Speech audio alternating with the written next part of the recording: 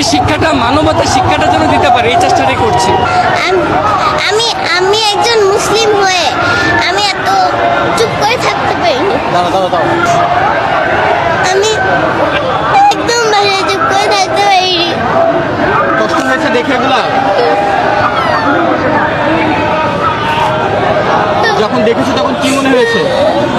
কেন আমার ভাই বোনদের উপর, কেন এত ছোট বাচ্চাদের উপর অত্যাচার করছে?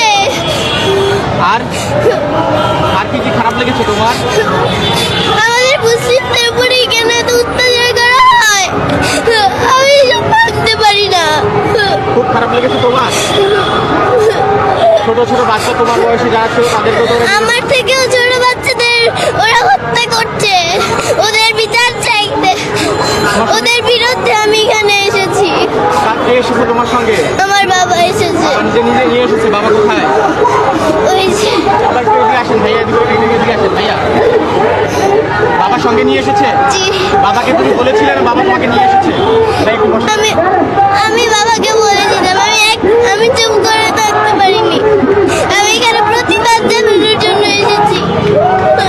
হ্যাঁ, যদি বাচ্চাকে নিয়ে এসেছেন একেবারে ছোট বাচ্চা, যদি একটু জানতে চাই আসলে ছিল কিনা নিজে নিয়ে আসা।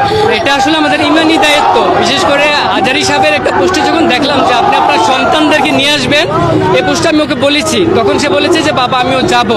সেই চিন্তা ভাবনা থেকে নিয়ে আসছি। আর ও নিউজগুলি দেখে বাসায় কান্না করে খুব, যে ওর মতো বয়সের বাচ্চারা খেতে পারছে না, গুলিতে মরছে। এগুলি দেখে আমাকে বললো বাবা আমাকে নিয়েই যেতে হবে। ভাবলাম যে নিয়েই যাই, এই জন্য নিয়ে আসছি। আর কি কি খারাপ লেগেছিল?